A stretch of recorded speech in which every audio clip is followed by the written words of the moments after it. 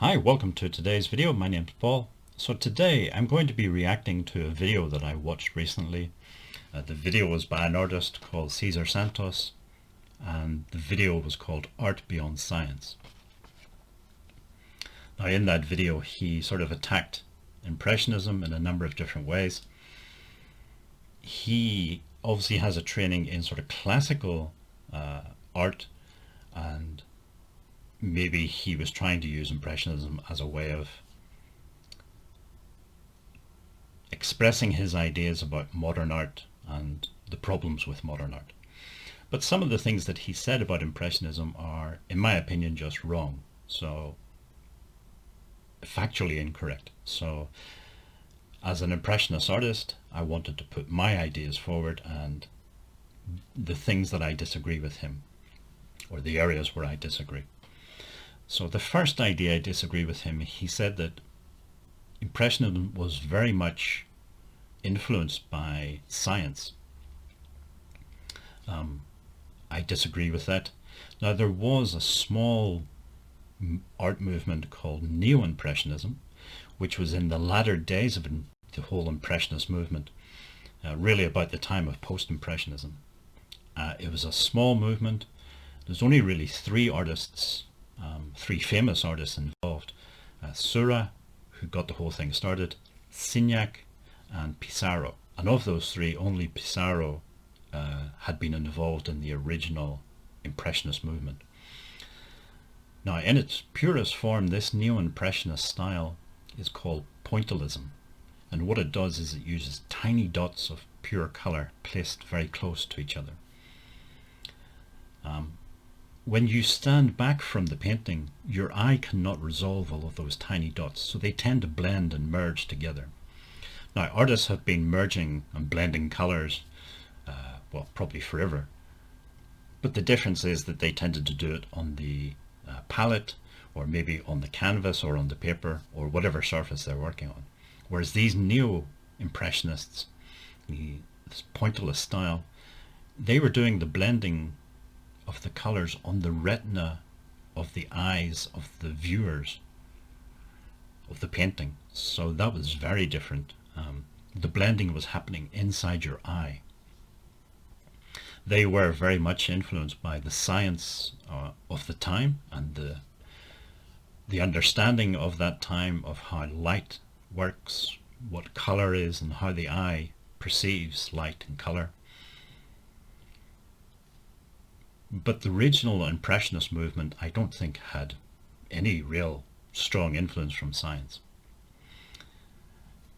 Now, Cesar Santos then goes on to say that this is why the Impressionists rejected blacks and browns and greys and earth tones from their paintings, because those colors are not in the electromagnetic spectrum. They're not in the spectrum of colors defined by science.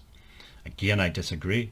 If you look at these two paintings, the painting on the right is by Monet, the painting on the left is by Courbet, a realist painter, and the difference is stark in the colors. Courbet used a traditional approach, lots of blacks and greys and browns and things.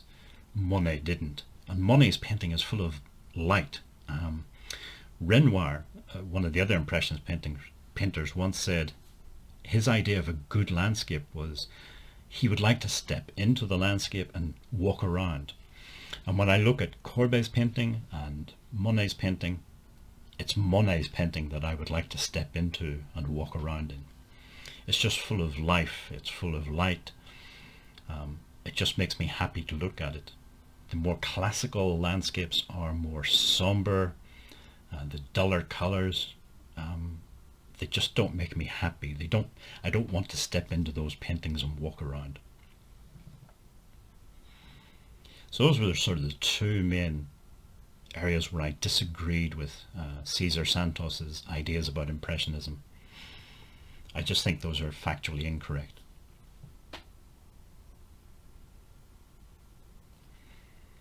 Now, some of the other things that he was talking about, I think it starts to get a bit deeper. I can start talking about things like, what is an artist? In the sort of classical approach to art, an artist is somebody who has had formal training, who's been to an art school and undergone at least 3 or 4 years of this formal training.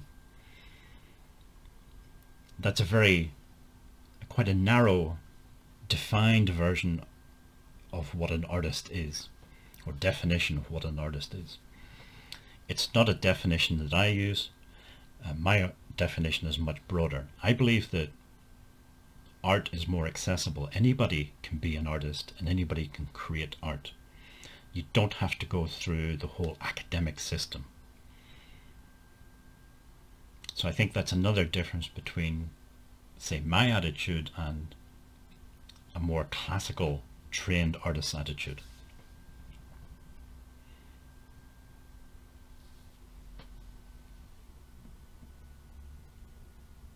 To me, one of the differences between classical art and Impressionist art, and also the art that followed Impressionism, more sort of modern art, I think there's an emphasis, at least sometimes, and certainly with Impressionism, on how the artist feels and how the viewer feels looking at the landscape, looking at the painting. If you're a naturalist painter, a classical painter, your emphasis will be on creating a landscape that has as little distortion and as little abstraction as possible. Therefore, you're going to be driven by things like values, form, edges, composition, perspective, and so on, all of those type of ideas. Whereas someone like me who is influenced by Impressionism, yes, I'm aware of those things. I have some understanding, probably not as much as a more classically trained artist would have. I try to make other people aware of these things, but they're not the driving force in my art or in Impressionist painting. One of the first paintings I ever sold, the lady who bought it, her husband had recently died from cancer. So obviously she was going through a very difficult time in her life. And she told me the reason she bought the painting was when she looked at it, it made her happy. It made her more relaxed. And to me, that's why I paint. And that's the main reason, the main sort of driving force for my art. It's not things like values and form and edges and all of the technical stuff.